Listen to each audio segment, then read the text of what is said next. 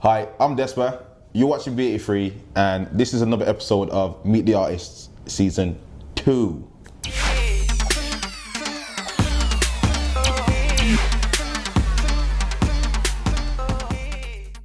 And today I'm here with Footsie. There you are. What's going on, bro? My dog. What's happening, man? Well, this man, it's been a while we're trying to set this up, innit? I know, because you were supposed to be on Series 1, bro. Yeah, I know, fam. It's just life, innit? I'm just everywhere. I'll say one day, and then the following day I fully forgot I had about 6 minutes. We were here waiting, and that life, I know, man. But I'm here, I made it. But luckily, it's kind of good you didn't come that day, because that day was mad. I remember the day that you didn't come. If you had come, it was a mad thing. That's what I'm saying, so man. everything for a reason, and that. But how's things though, bro? How's life? Yeah, man. Just keeping it moving. Gens, I've been pushing my label, Brain Dead, and this King Original instrumental series I've got popping. So yeah, just music, man. It's music and more music, you know what I mean? How's it feeling owning a label and doing all that kind of side of things? Today is a bit more crucial. When man started, it was like, starting our own label, you know them ones you just want to put records out on like a vinyl that's got your stamp on it. But then, we've seen it through, and I think now it's a bit of a responsibility.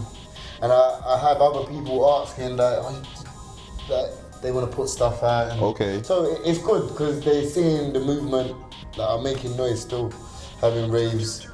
They're doing all right. I've got another one coming up. So yeah, man, everything's linking together. That's all the time. Do you feel like it's a pressure, or it's too much doing the business side and the creative side at the same time, or do you have people to help out with that? Really, I think if you're just that guy in that position, you've got to do it. Do you know what I mean? I wish sometimes you could just be that guy who just gets a phone call, just says, spit here, and your career was built on just spraying 16s or something. But when you got all this other stuff to do, it's a myth. So I just try and keep it music related all day, whether it's that business side of it or whether it's actually making a tune. But it's sad that the business takes you away from making music. It does. This is why I've asked you, how are you feeling about that in the creative aspect? Sometimes you're vexed that you feel like you ain't done nothing, but when you check it, you just done a bunch of other music related, mad important stuff to your life. But you're just upset you ain't written a 16 or built a beat for that life, you know what I mean? But something else you did, bit of business you handled, gave something else longevity. So and it will obviously, everything will fund everything. That's you get what the chance to still be creative.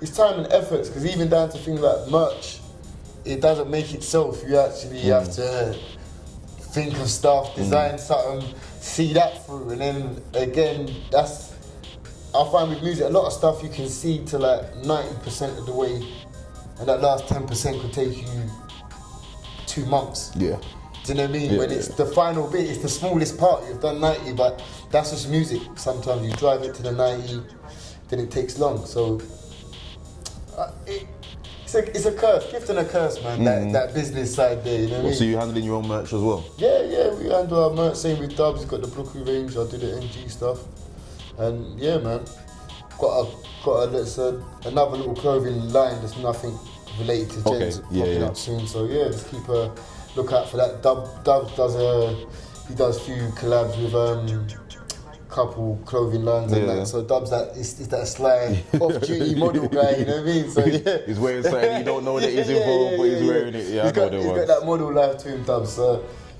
we do bits, you know what I mean? And it all needs handling. And as you know, if no one handles your business better than you. It's true. So it's you could try and offload it to someone and be like, you handle my stress for me. But when that fucks up, it just becomes a bigger stress for you. So you're still going to have to double check and make things are done properly, etc. I hear you. Cutting the double checking and getting it done, that one. It's good to know it's all going okay. So you run King Original Volume 3. Yeah, man. How long has this series been coming out for? It's been 2 years now. I've done 1 and 2 in last year, mid to late last year, and then I was gonna drop 3 last year, but I checked it needed more production, so I said I don't want to rush this one. This one needed to be sounding like 2014, you know what I mean? Yeah, Not yeah. like the other tunes were some of my back catalogue, so you get a leeway in sounding like that nostalgia classicness, but today you got to sound up to date, you know what I mean? So What's for the people that haven't heard the King Original series? What kind of vibe can they expect from it when they go and download that project, those projects there? the vibes is just some Footsie vibes, man. If you know it, if you don't know my music, I'd say there's a wide range on there. Like it's what it says on the front, man. Grime, trap, and dubstep. You know what I mean? So that's definitely on there. But the styles of it, it's my take on it and my fusion and even my trap tunes ain't your generic trap tunes to my ears anyway. Yeah, I get you. And to most people, they told me that it doesn't. It sounds like it, but it's not. It's like you still kept something grime in But there. you put your own spin on that So sound there. Yeah, I still want to keep grime as a core of my sound, and it always has been. You know what I mean? So, and I think the big basses and just big riffs. I worked more riffs on this one, so there's a lot more catchy, high frequencies on this release, where a lot of my other releases were more drum and bass led. On this one, there's definitely some high frequency, mid-range stuff that's good for just for audio playbacks. You know what I mean? So yeah, it's a good mixture, man. Good mixture, and there'll be something on there for you. Whether like you've never heard my music before. Yeah. There'll be something on there you like without fail. See, like you mentioned about the kind of the high frequencies and all that kind of stuff. Like, how do you approach your creative process? Because it seems like you went and you did that kind of did you do that purposely to have that addition to number felt 3? Some of my tunes lacked a little high riff sometimes, even though they were big tunes, or I don't know. I just tried to fill the frequency ranges more on this release, where a lot of the other tunes, if they never had it in, they just never had it in. It was, but I felt the tunes, so I put it out. With these tunes, I went back to them and made sure that all range was covered, and changes and little subtle stuff. I didn't want to go too mad against what I do, but I had to up it a bit. You know what I mean? So like some tunes, I never used to go back to tunes back in the day. A lot of my big tunes I built in one go, like sat at the computer, and that's what come out. Yeah. Do you know what I mean? But even those tunes, with hindsight, if I'd gave it another sit down back on some of them, they probably could have been bigger. So, or you could have fucked it up. I don't know. So that's my fear as well. It's kitchen the vibe and go back and ruin it at the same time. I don't want to over-rinse a vibe, but like it is what it is. Even Spookfest, I listen to it and I think I could have done something else, and I think, nah, man, you did what it needed to be. And then I think if you overcook some tunes, it makes you not like a tune faster than you should. Like you like it, and then another tune takes its place quick. Yeah. But if you make that right tune, it can't get budged out of your listening. Like tunes have to like fit round it. You know what I mean? So that's how I see certain tunes, and I think that's how I build. A lot of it is a vibe and of one like big energy. So do you have like, I ask this for a lot of producers, do you have like a melody in your head already? Do you start with a drum beat and then you think, oh, I can put this melody? Have you got a kind of a formula to it? When I first started, I religiously started with that kick drum first for ages first, and then I started building tunes with a few other people, like skits, and even Cage. Cage is another guy. He will build from any start point. So yeah, just learning from other people and starting from different points will bring you a different tune. Do you know what I mean? So all those tunes I built starting from drums was a sheer brute forcing it from the kick drum to the end, do you know what I mean? It's a madness. That is, it's a tech, it's nothing wrong with it. But then today, I don't do that today. Now I just need a little thing, and then I can hear the whole tune. Sick. Before it's there. Yeah, and then you just got to make it. And then I start building that back. But before, I think it's a skill as you get better in it. Like I think so. Before I needed a drum beat that was banging, definitely. then I could say, right, I can get something on that drum beat. Yeah. Or I'd sit there and spray some bars over just the drum beat just to make sure these drums are working. Well, that's the thing. As an MC, like that produces also and produces for himself and others. Do you feel like as an MC, it's easier for you to produce or make music for yourself, or do you prefer to make music for other people? Do you know what? It's harder to make music for myself because I'm too critical.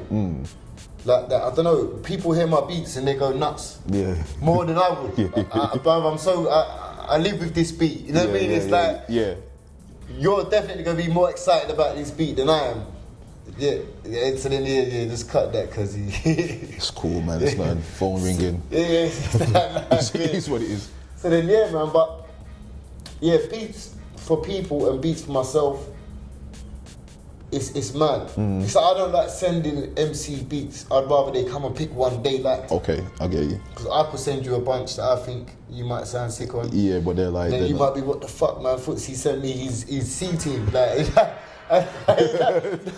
the ones that you didn't want to spit out for yourself. It's never that. Like, every one of my tunes I madly care about. Yeah. So it's like, nah, come and check me. And a couple of MCs think I'm proud of it. Like, Footsie, man, it's like, bruv, I just don't like sending out tunes just to, and then, because then if I send you a tune you don't use, you just got a tune of mine, you know. It's true. I don't know, man. I'm a bit touchy about music, so it's like, just come and check me, pick your tune, and I know if any MC come to check me, I've got a beat there for free. I might have a few MCs that might come check you for some some beats. beats. A lot of your dons that I've shouted and I've spoken to. And they're definitely on the list of guys who can get beats, you know what I mean? Like, there's a few Donnies that can definitely Saying like that. But it's one of them ones where I don't rush things also as well, all in time. Yeah, so, everything happens for a reason, man. I know what you're saying. I can see someone have that conversation and not send you a beat for a year, but I don't think I've ever forgotten. I know every conversation I've ever had with any MC in the game, I don't forget nothing. So it's like, but I know it's just time and travels. People sometimes, from that conversation, my life and my music travels took me wherever. Yeah, I hear you, you know them ones there. Sometimes so you want to go this way, but then something will take you this way. And then... But like, I want to be sitting in my yard just spinning beats. And that's why even to get to places like these, I think, oh, come on. You got to leave out from the computer. The battle is insane. I know, man. Because I used to build, so I know you can build the beat, vibe. I'm doing it for a while. This is like a beat. This is for your fans. It's for the people. Creativity, so it's all the same, but it's just not in your house where you can sit down, bun it down, get that vibe banging. You get me? So that's this music thing, man. It's one in the other. So we talked about the creative process and behind your music and behind the King Original series. Now, what I want to do, because I was really impressed with the artwork, and I think I've shouted you a few times about the artwork. You shouted me up from KO1. I was like, yo, that's... Did you have an input in the creative process behind that also? Yeah, 100%. So did you do that yourself, or did you have somebody do that? DK done that, and but I said I wanted something with that classic 7-inch kind of stamp look. Do you know what I mean? Yeah. Like it needed to just look like it could go on a 7-inch for some reason. Yeah, it's got that old reggae vibe lines to it. Do you know what I mean? It's sick. And we went through a couple, and when he sent that one, I said, like, just do another one, even though I knew that one was the one, just to make sure. And he done another one, and we was all like, nah. Even he was like, nah. So, the way that one picked itself was insane. And then I had the vision of the red, gold, and green from early, like for the first three. Trilogy, so like that just came together so sickly that it's mad. And to look at it as a piece, and those people, like the fans that got the free already, they can't wait to take the picture and send it back. This is the thing, because you look at it, and I look at them. I do think it is iconic artwork. And to put the trilogy together and have a series of things that people can buy and look at and appreciate. Pieces together. Appreciate the look of it you know what, as well. It's like little things as. Do you remember them Mr. Men books? Yeah. That lined up and had the back. And it had something on it. You had to have the then, more to as see. a kid, that whole thing was in my brain. Like, no, that's it.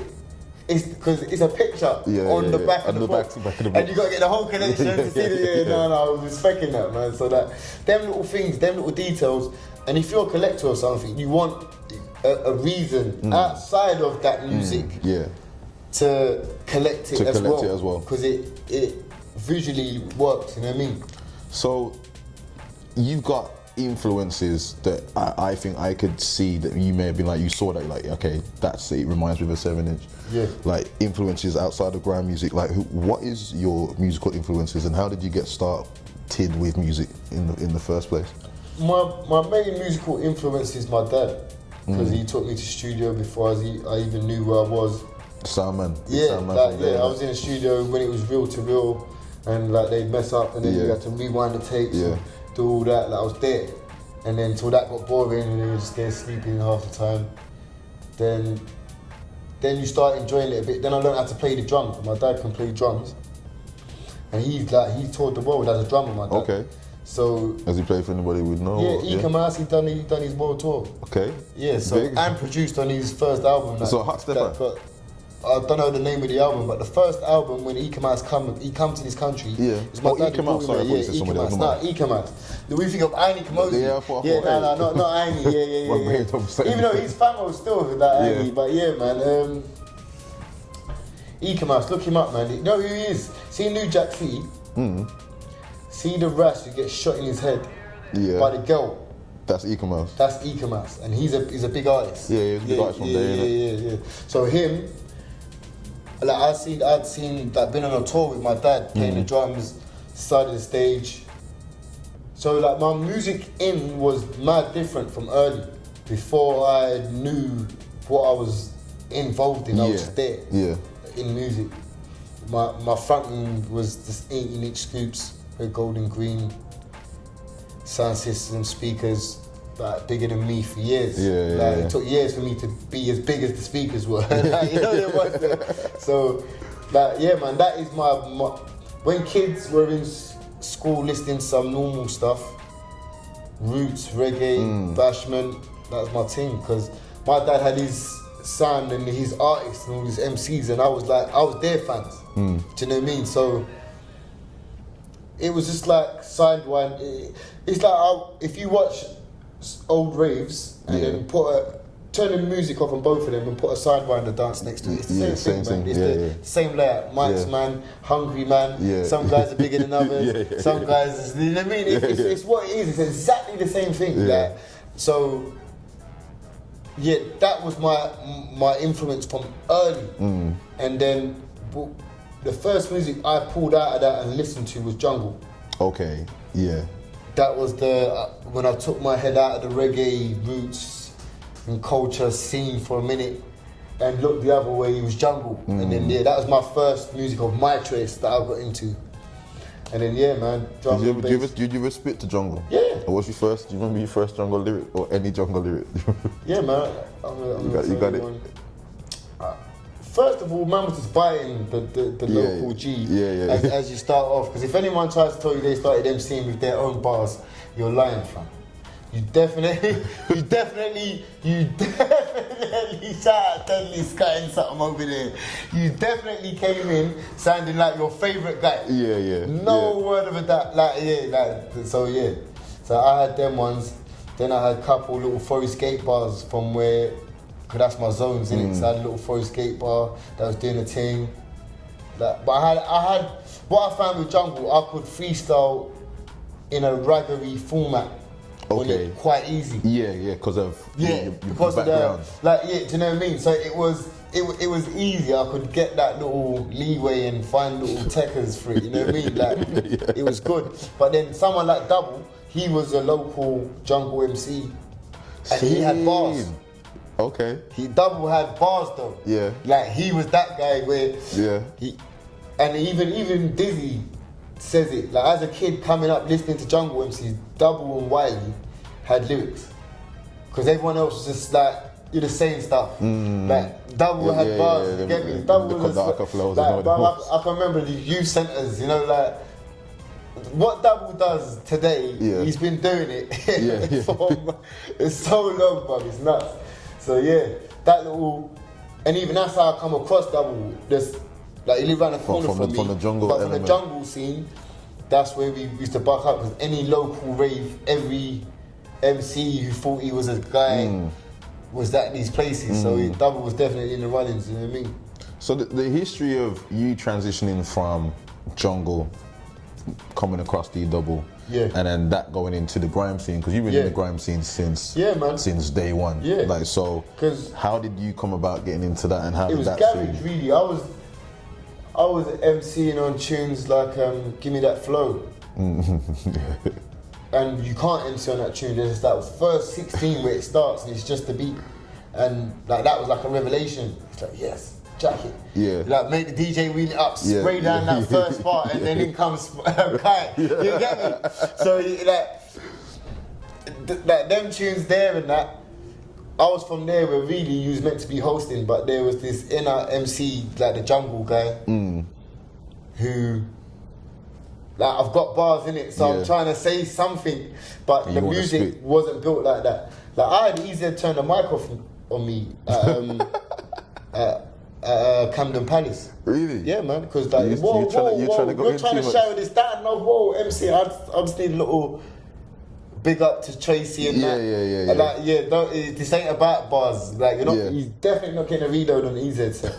So, them times, like, I was in that struggle where there was, and at that time, then there became beats that you could MC on, but they had the vocal, a vocal get mixed into it. So then, them slowly, because what it is, it's necessity breeds invention. You know what I mean? True. So we needed something to MC on properly because guys had bars. A lot of guys came from the jungle scene. Guys like Wiley, so he was definitely gonna make something to MC on. He wasn't gonna make a bunch of vocals. So when tunes like Pulse It and things like that, was that when? Was it before that for me? Guys like LB, he had tunes like that I used to batter down. Like, and that was sort of like and that's where my dubstep connection comes in, where I've always had that. My music's been grime, dubstep, before both genres sort of even evolved. So that connection down the middle there, it's hard, bro. The fight was insane at the time. You couldn't get the beats. Because there's a big split going on. There's like a house all the big raves were H&G at the time. You know what I mean? That was the big raves. So we needed something, definitely, without fail, and it came just naturally. That it was so sick. And even before it was called grime, that's when some of the most interesting music was getting played. That's when they were trying to either call it Sublo or Eski or whatever they were. There was a few names that they were throwing around at the time. Guys like Slimzy's set, he played everything, man. He had a breakbeat shoot in there. If you listen to some of them old school sets, it's not just one beat that's being played. There's a lot of different beats. Harry Limes, all these other guys, but it was the bass stuff that needed bars. Do you know what I mean? So you'd hear man MCing on a 414 from back then. Because grime wasn't pinned down to one free beat. Like it wasn't that one, that kick on the one, stay on the free. It wasn't pinned to that yet. Then it got pinned to that as it come out, but even from before, Agent X's tunes and that, they were pushing it because you could MC on them. Do you know what I mean? So it was coming, man. Like grime was always coming, and they didn't want it, but it came through anyway. It comes through, and for me, it's the chillest, realest sound we've produced after jungle. Yeah, drum and bass.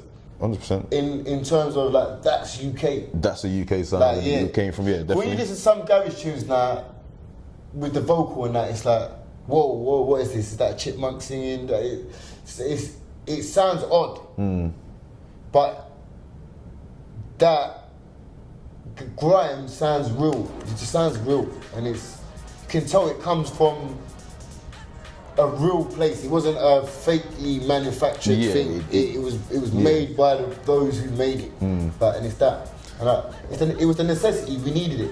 So you're in a part of the legendary grime duo, the Newham General. Yeah, man. You and DEE both, independently certified grime MCs, and together you're part of this unit. Yeah. Now, for the people that don't know, how did you two come and find yourself as part of this duo, which was actually a trio at one point? That's what I was gonna say. Well, originally it was me and Dubs just linking up from the block.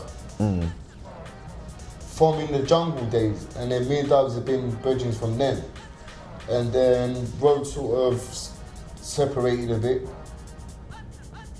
And then like, my little brother used to always tell me, "Oh, Dubs, he's doing a lot, you know." Like, and he sprayed me his bars, and I say, "Yeah, no, he's been." Like, I knew Dubs was fucked from jungle days. So to hear he was smashing it in what was the grime scene, but it wasn't called grime then. He was just smashing it. Yeah. Nasty days. It wasn't called grime. So from then time, then we linked back up. And he was coming around, we were doing tunes. Then we did War With. See. Because War With, Double was in Nasty. I wasn't in Nasty then. I joined Nasty. I'm about to say you did. Yeah, I did officially join. And then it was, we did War With, not in Nasty. Double was in Nasty, I weren't. But that was our first link up, where we'd been just like writing bars together, whatever. And Dubs heard my beats, he's like, "Bro, you're sick," and like, I want to MC on these tunes, you get me? So then that's how we linked up, really. After that, we done, us we'd go raves together, whatever. We built up little things like War With, like the little thing we'd say, Prang Man. Big tune. Then we done Prang Man, Prang Man as well. I think I was in Nasty then, by then. I was in Nasty. That was the next tune we done. Monkey was in Nasty, he had joined. Before me, Monkey was in there. And then after that, Nasty folded. And then we had tunes, even in Nasty, just me, Double and Monk, where we was... Monkey and Double were more brethren from MAD days, where they was in a crew. Separate to even when Double was in Nasty crew. Monkey, Ali and Double had a crew, MAD. Then, so him, Double and Monk were more brethren. So then, that was the link to Monkey, and then we and then that just came together from there. So when Nasty folded, it was just natural for us to carry this thing on. Yeah. Like, do you know what I mean?